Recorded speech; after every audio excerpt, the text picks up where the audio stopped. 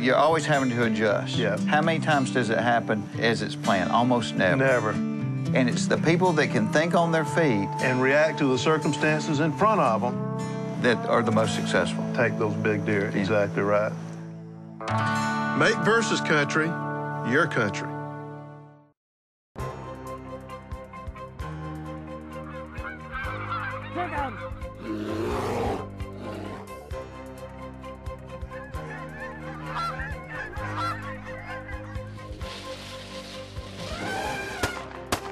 Whoa, nice shot.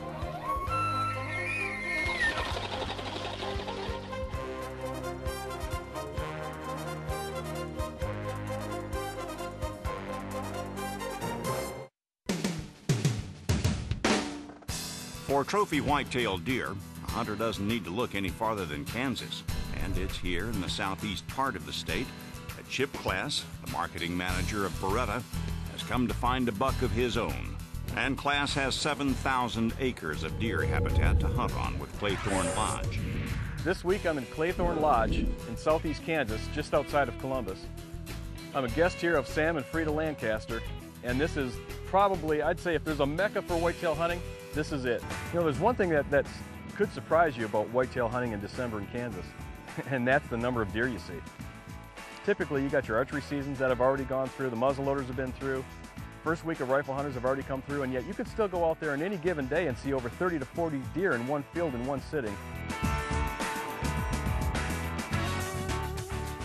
The area we're hunting is mainly agricultural, but it stems from a booming economy 20, 30 years ago with the strip mining for coal.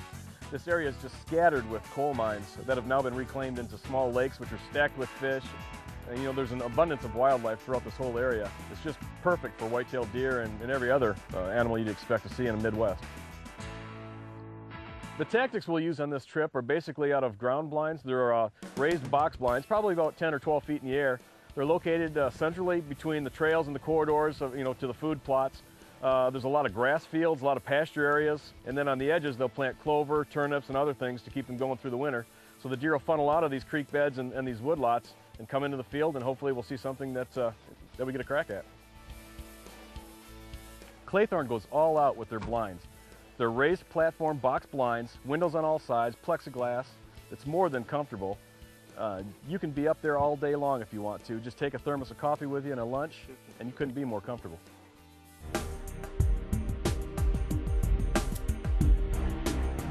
Just before dark, look down the field, and sure enough, here come a few more does out of the field, and right behind them, beautiful 8-point. Oh man, he is bigger than the other one today. Oh man, I'm telling you what, he's wider than his ears. He is wider. That's a shooter. Now we got a couple minutes left of shooting time.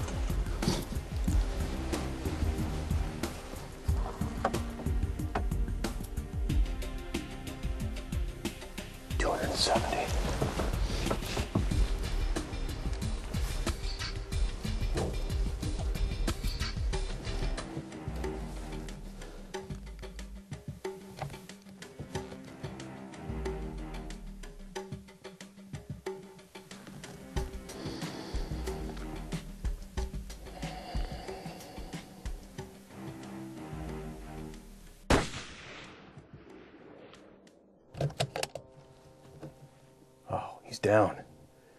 Nice buck, he's down. Sweet. Oh yeah, he's done, he's done.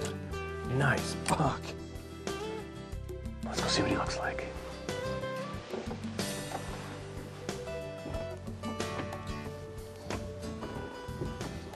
It was the belief of Native Americans, like the Kansa, who gave the state its name, that it was not the hunter who found the deer, but the deer that found him.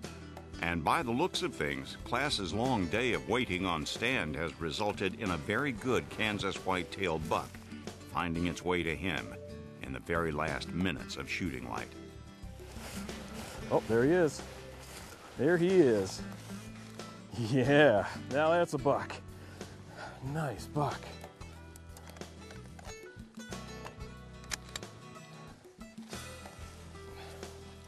Welcome to Kansas. Wow. Beautiful 8-point. Well, Saco 85 Classic did it. Put it right where I wanted it to. He came out, boy, just before dark, following a couple does. And he was about 267, 68 yards on the rangefinder. Held a little high and let it rip, and here he is. I think I have to say this is probably the first case of ground growth I've ever experienced. I didn't realize he was this nice. I knew he was good, but boy, what a buck. Many words have been said about golf, some repeatable. A good walk, spoiled, or chasing a quinine pill around a cow pasture.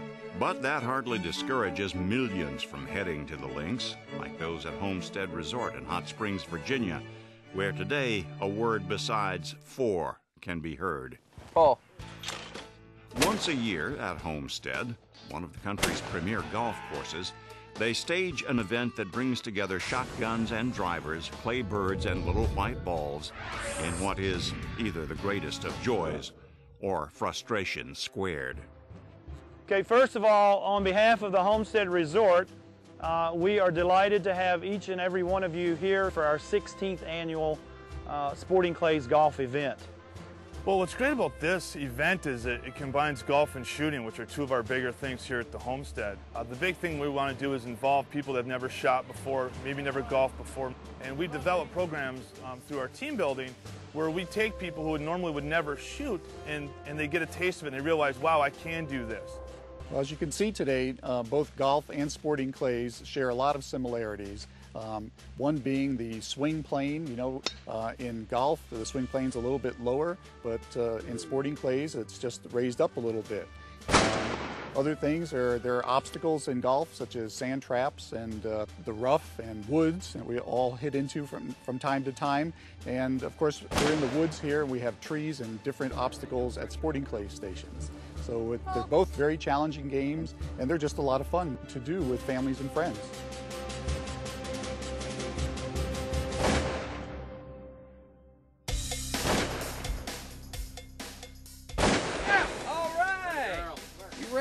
Good job. There's no question that for part of today, Beretta exhibition shooter Scott Robertson will be in his natural element, turning clays to dust. In an act of either extreme devotion or foolhardiness, Robertson's asked his wife Wendy to partner with him. And for clays, it's a good fit. I didn't want to make you look bad. Okay.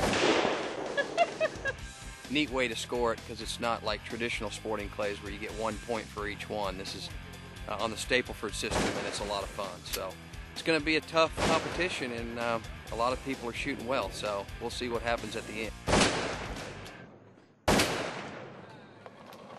Fresh from shooting, Scott and Wendy take to the links, where their handicap may be woods and irons. Golf part, not my strong suit. Oh, a little bit left. Oh. My wife's had a 10-minute lesson this morning, so we're ready to go. Hammer down. All right, here we go.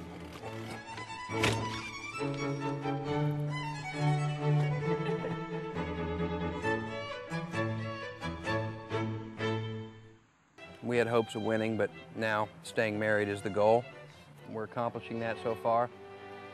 She's on her 16th instructor this morning, but everything's good. Third hole. We're rocking and rolling. Time and tournaments wait for no man or woman.